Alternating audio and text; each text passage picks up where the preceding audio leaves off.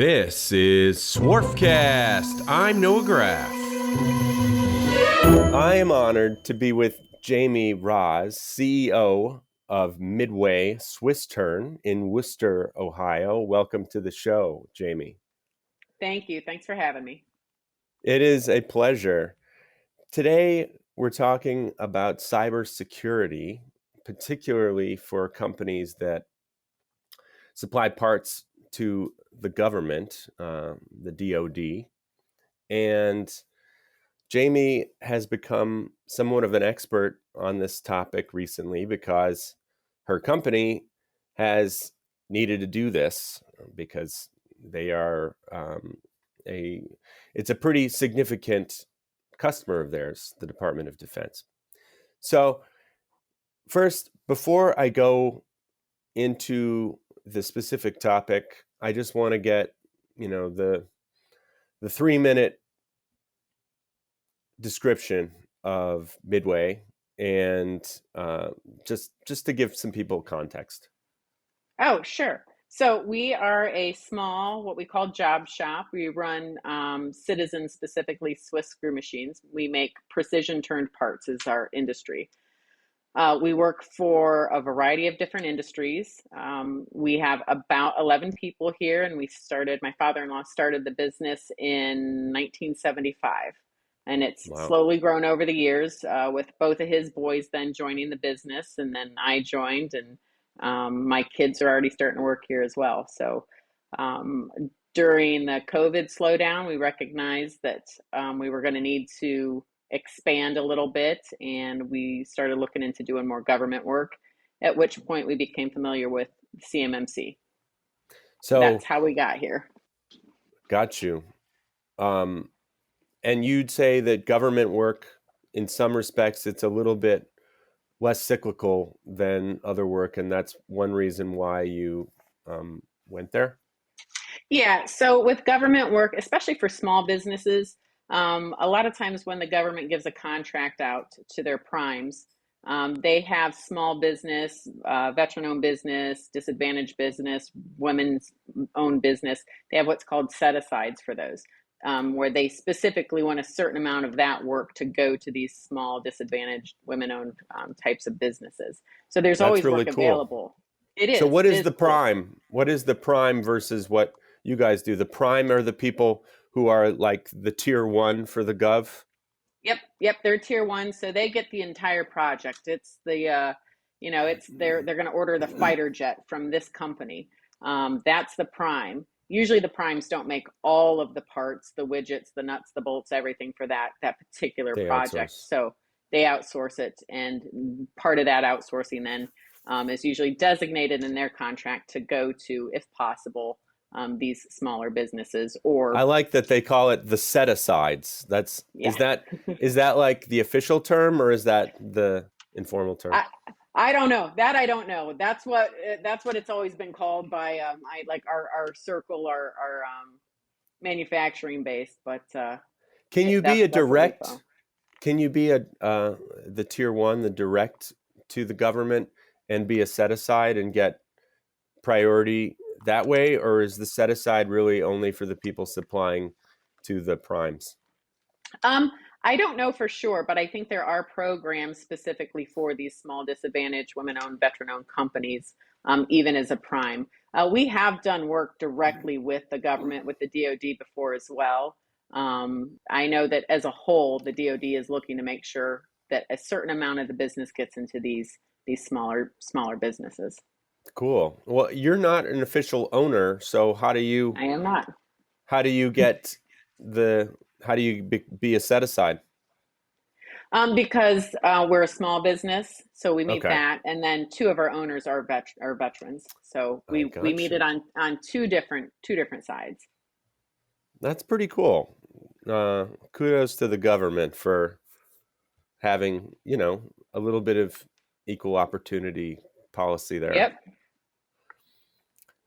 What do you make for the government? What kind of parts? Well, we're not really allowed to tell you that. So what I can tell you is... what do they go into? I really you shouldn't can't be talking about that. Okay. No. Okay. So That But means it must be interesting. it is very interesting. Yes. It's I tell you, but I have to kill you type of thing, right? Um, Whoa.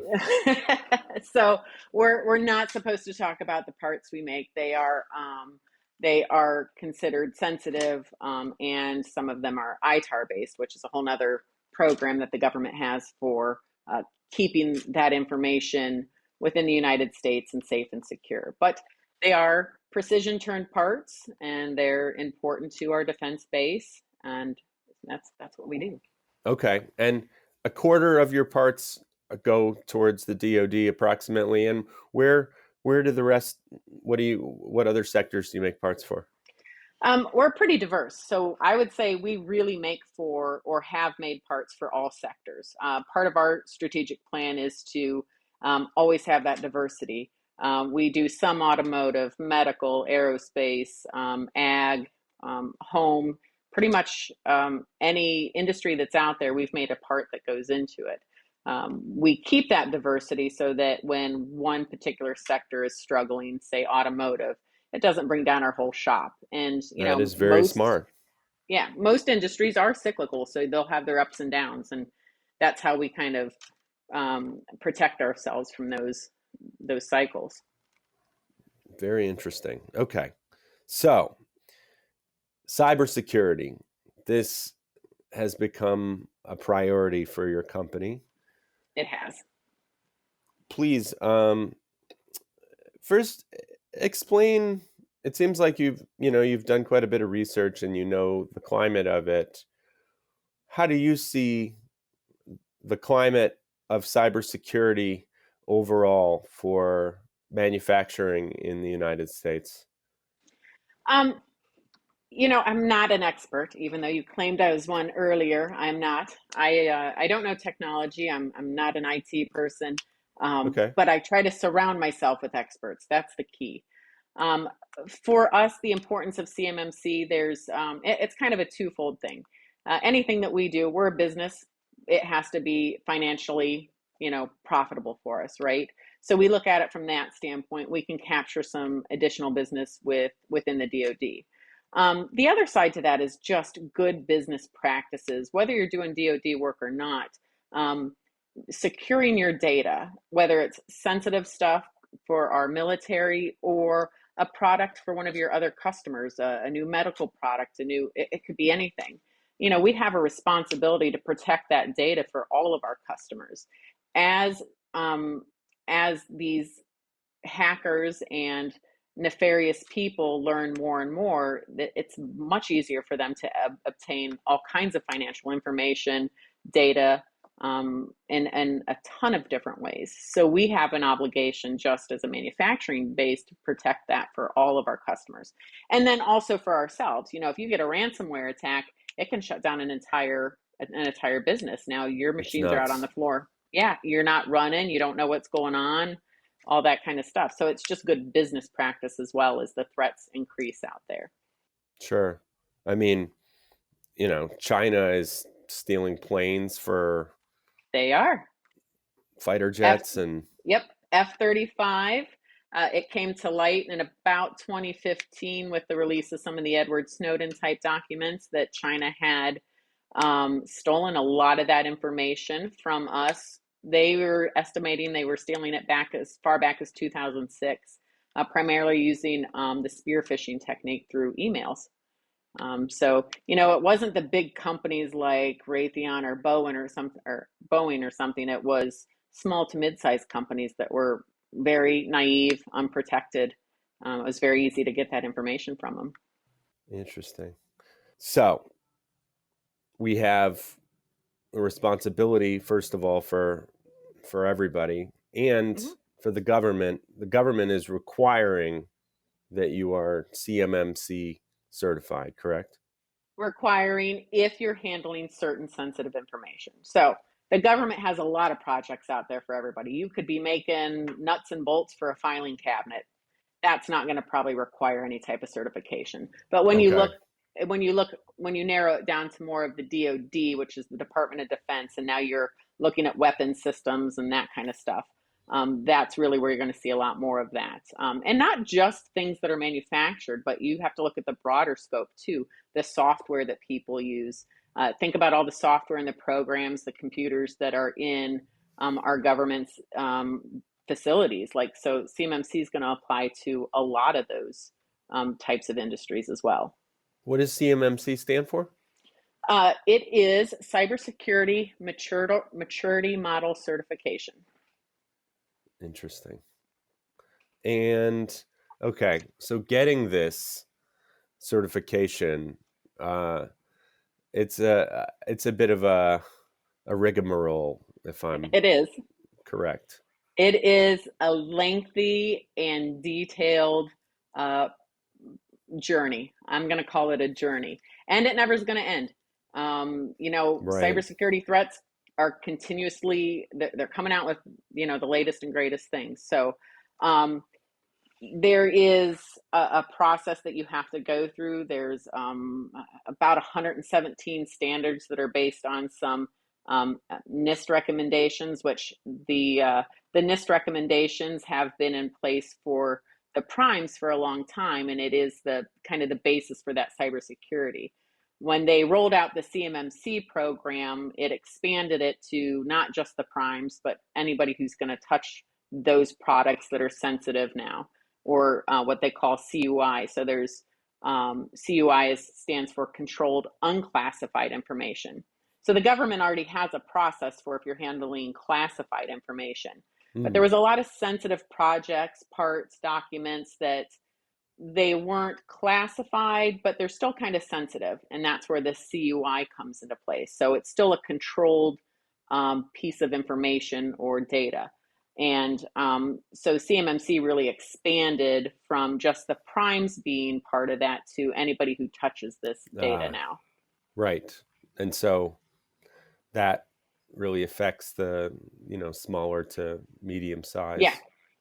It affects the down chain, the downstream, the sub tiers, the sub primes, however you want to classify them. But it's now the whole supply chain instead of just the primes. Okay, so you need complete all this paperwork, which is a pain. However, I mean, it's got the bright side in that other people don't want to do it. And Yes.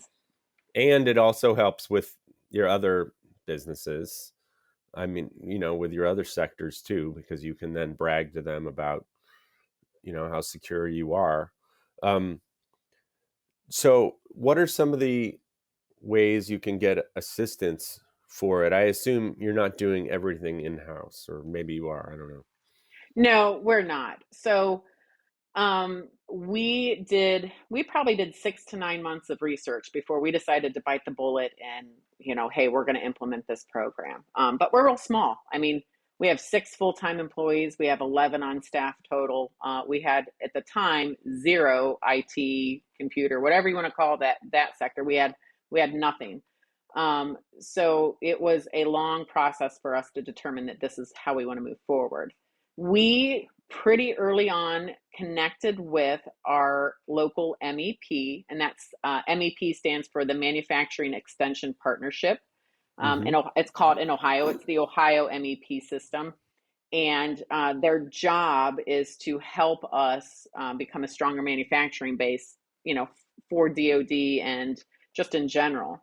The local one that we hooked up with is called Magnet, and they were able to secure grants for us to work on this program because we were early adopters. They were able to then also help walk us through the steps, choosing a vendor. So we opted to get a consultant to help us implement all of these requirements and the technology and stuff. So you have the consultant to help you choose the consultant. Yeah, that's really what it was. And our first choice, fantastic company. We figured out pretty early on that, because this is new for the consultants too, to be administering this to such a large now base, So we figured out pretty early on is fantastic as a consultant company that they're really geared towards larger business, much larger than us. They're geared towards, they have entire departments for cybersecurity and IT that were, larger than our entire company. Um, so Magnet was there then to help us make that change. Don't stick with them if it's not a good fit, because that's not going to help So you out in the long magnet run. magnet is magnets for often for big people. So they came Well, and helped you find people that were suited for smaller. yeah, Magnet's for everybody, but our original cybersecurity consultant really ended up being geared for larger companies. And Magnet was able to help us redirect and find one that suited our business better. Ah, I Um, see. and that's what I And who love was about that? them. Who's the smaller one? Vestige, and Vestige, they're out of Medina, so they're kind of local to us as well. Medina, Ohio. Okay. Yep. So, And yeah, go on.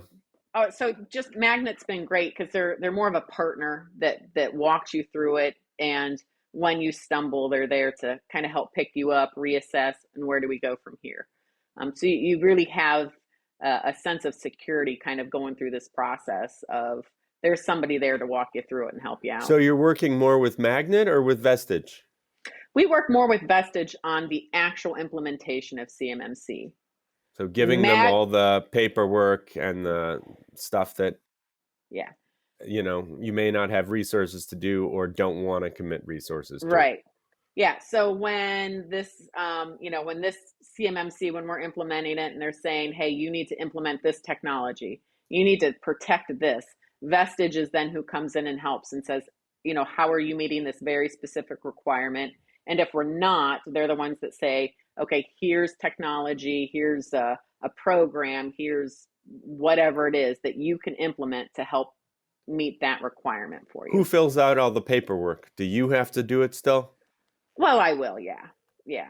So, right now we're in the technology side of it. And this is, I mean, there's paperwork to be sure, but it's much more about technology implementation. Things like, your password protection, multi-factor authentication, how are you Mm. protect your firewall settings, your proxy servers, how are you protecting your databases? It's much more geared towards how are you actually protecting that information with technology. Yeah. Ugh, we're So terrible about that. I hope. yeah, Sorry, I I'm hope nobody's listening to this that wants to break into well, Graff Pinker. just don't do any DoD work, right? Then you'll be fine. But I'd Well, right, imagine, but I mean they yeah, can steal anything they want. I mean they that's why can. that's you're much better off for other things. Um, so more or less, if as you said, this is required for sensitive DoD work. If somebody is interested, if somebody isn't doing DoD work, it's still in their best interest to do it. What do you recommend? Do you recommend everybody do it, or is it sort of this? It makes sense for different people, or Yeah, I mean, that's not my call to make. If I'm looking at the big picture, um, if you look back just a couple of years, kind of mid COVID, when we had some shipping interruptions, and as a manufacturing base, what we saw was an explosion of work because we could no longer import some of these parts and stuff. And we found out pretty quickly that we don't actually have enough machines, enough of a manufacturing base to kind of keep up mm, with a lot of this work, right? When you look at now, as a whole in manufacturing, if there is an attack on us, and it takes down some of our vendors and stuff and some of these manufacturing firms, again, it really limits how many items we can produce here in the United States. So I think it's just good practice to have good cybersecurity. Whether you want to go through the entire certification process for CMMC, that's a business decision that you need to uh, make, but that doesn't mean you can't follow the guidelines and the procedures and the practices. oh, that's And interesting. So you could just choose to do it right, but sure, without maybe you save some money, or I mean, obviously, if you're going through the certification and you have to do it, that probably makes you do a better job. yes, Um, unless you've already been hacked, and then you really Well, then care a you're doing lot it about because, it. yeah, you've been hacked and you know firsthand how scary that is. Sure. So there's a lot of ways to implement cybersecurity, and I think that it is our responsibility for everybody to have kind of the minimum amounts in our sectors. But that CMMC is being told to us by the government. That's going to be kind of the gold standard. And the reality is maybe not everybody has to do that program this year, but you look 2, 3, 5, 10 years from now, and we're all going to have some kind of a comprehensive program just to stay in business. Uh, Interesting. Yeah, wow. So if you're playing the long game, even if you're in the private sector, your impression is everybody's going to have to do it. or some kind of a cybersecurity program for sure. I mean, even just talking to my insurance agent, he was telling me that they're starting to see, your premiums can change depending on your cybersecurity level at your shop and Mm, or within your business. And he said that's only going to continue to grow as hacking and security problems become an issue. interesting. Interesting. Um, and I know this will be different for different companies, but can you give us any estimate of what it might cost for instance, for you guys to be CMMC and then the maintenance? You don't have to. I'm just curious. Sure. What I'm going to give you is when we first started down this path, the government was estimating it was going to be about $60,000 for the average mid-sized company to implement. Um, I think Yeah, the reality is You're small. I mean, we're mid-size. small. I associate with maybe 50 or 100 Yeah. employees, or Yeah. So, smaller can mean sometimes less to protect and kind of maybe less money, but really what it means is we have less resources already available to us. So we usually end up spending as small companies more, and a larger percentage of our sales and stuff then gets dedicated to this compared to a mid-size, even a large company. They already have IT staff. They already have some of these practices in place. yeah. We didn't really have much of anything. So we were really starting with about nothing. Because we were early adopters with starting the program, we were able to secure a couple of grants. But I do think that it's probably going to exceed the $60,000 for implementation. And Hmm. then there's long-term costs of you get certified, but the project doesn't end then. You have to Right. continuously keep up with the new threats, and they come out daily. So you're going to be constantly Ugh. upgrading technology, staying ahead of it, getting your recertification. And I don't know right now what that is. Maybe every 3 to 5 years. We'll have to look that up and see what it Do you is. have somebody in house now? Do you have an IT person I that? hired a few months ago, we hired an IT person. He's with us about 6 to 10 hours a week, and he's starting to help Okay. me with the technology side and maintaining a lot of the programs that we've put into place so far. Interesting. Well, if it reduces friction, then it makes sense, I guess. Yeah. Um, And yeah. I was going to say, now I have somebody that can help me set up my printers too. Oh, printers. I know, right? Printers are uh, printers are a-holes. They're terrible. Isn't I it concur. amazing like how printers have tortured us for like ever since there were computers, basically? Like the Yep. sprockets and the paper jams and the ink and it's the transfer from digital to analog. Yeah. Just doesn't work. It just does not work. It's horrible. Um, you know, in our pre-interview before, you mentioned that you need to worry about your suppliers as well. Hmm. So, are you constantly monitoring that and on people's case about that? I, not on their case yet, but whether it's a customer of ours or a vendor, I routinely do phone calls about, hey, where's your company at with the CMMC? If it's going into the military stuff. Sure. Well, and I just ask everybody because, our customers, just because we do a project for them that is not for the military doesn't mean that they don't have other stuff that is military based, right? I don't know their full scope. And I just like to see, to kind of just see what's going on out there, with our customers and suppliers.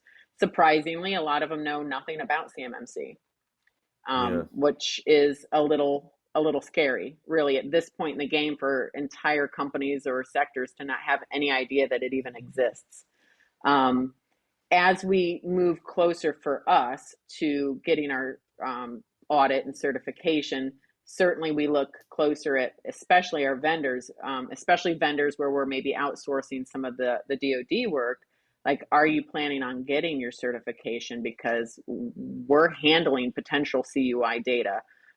That means you'll also have to be then certified if you want us to use you guys. And it is concerning how many small, especially small businesses that probably aren't going to do it. We might have to look at entire new vendors for certain processes.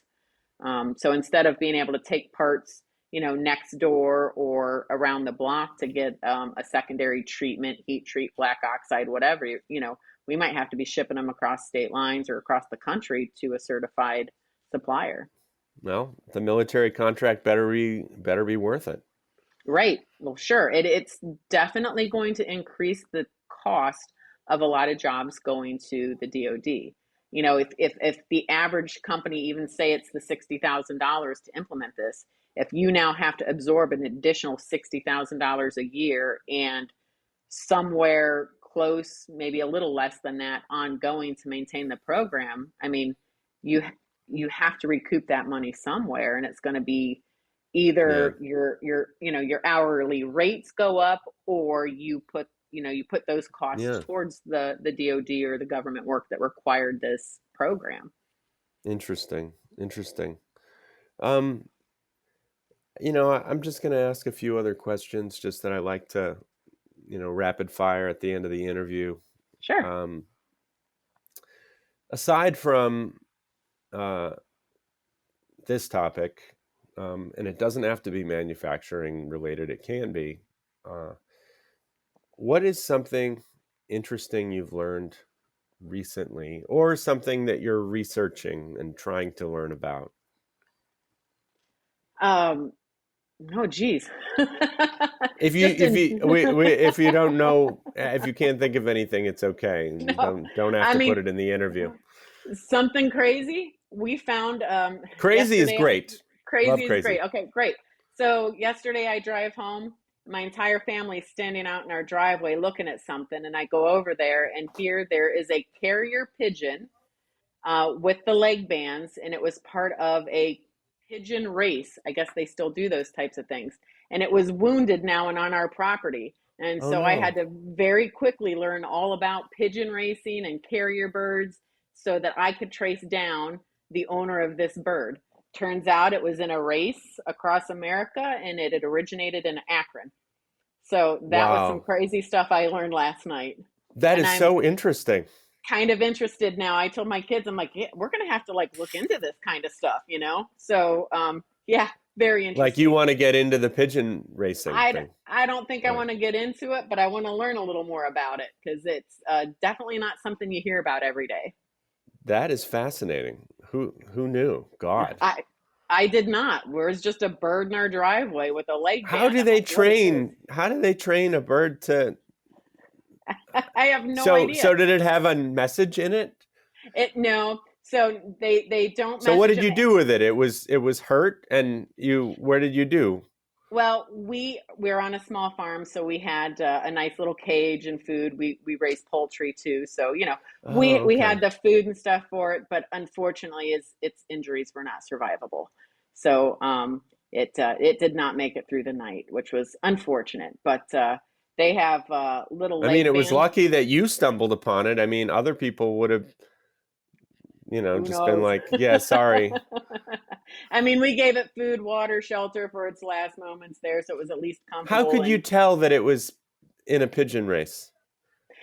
The leg band on it, the information on the leg band, I literally just typed it into Google to see what I could find. But they also then on their other leg, they have a little like electronic tracker so that when that pigeon lands wherever the race ends, they can see the flight path it took and all that kind of stuff. So again, very interesting. I don't know all how it works yet. I think I'm going to have to look into it just to learn because it's interesting. But yeah, there's just a pigeon in our driveway walking around and let us pick it up. I'm like, this bird's got to be trained because what pigeon just lets you pick it up, right?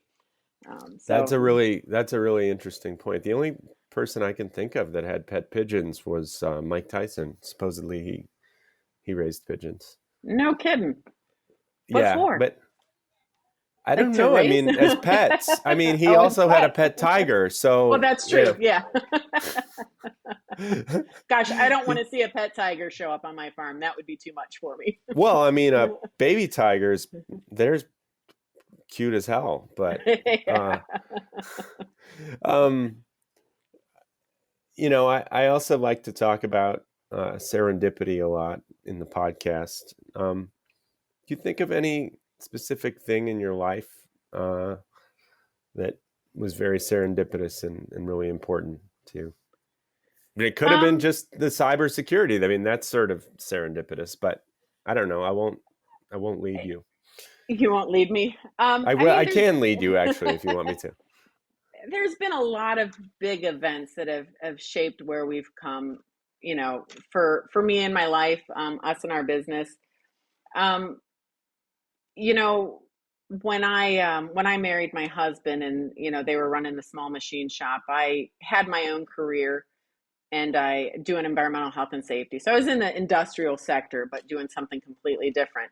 I originally fought pretty hard against leaving that career to come work here. I said, I've never run a business. I don't know how to run a machine shop.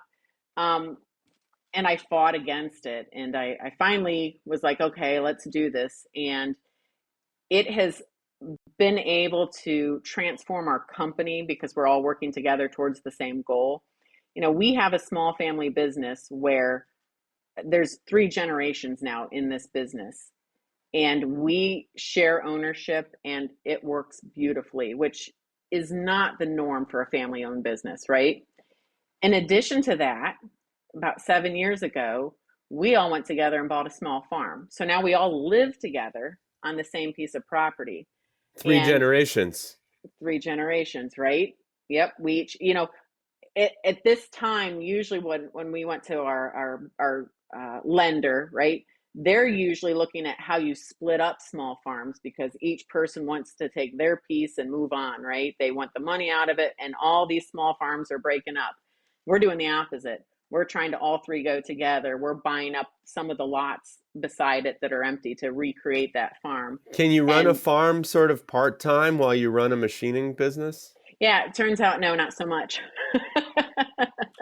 So right now it's more of a hobby for us, and I'm looking forward to retirement. But I look at that choice Retirement to becoming a farmer to become a full-time? farmer, right? Yeah, yeah, that's my second passion: growing food, growing animals, that kind of stuff. Yeah. So, to make that choice for us to come together as a family and all work together, 20 plus years ago, has led us to where we're at now, which is, a family business that grew and changed with the times, got new technology, didn't stagnate.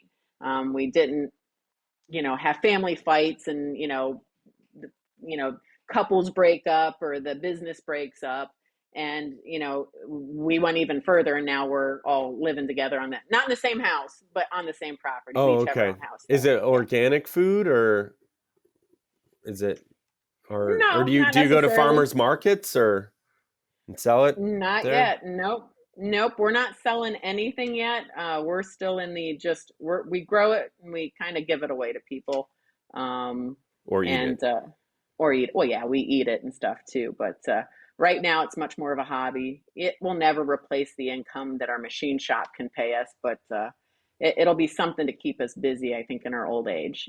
We have alpacas. We But I mean, shear how them, and does it sustain you at all? how do you keep it up if if you don't sell anything from it? Yeah. So, like most hobbies, it's more of an expense than a business at this point. Right. But we're It's a working our luxury way up to farm. it.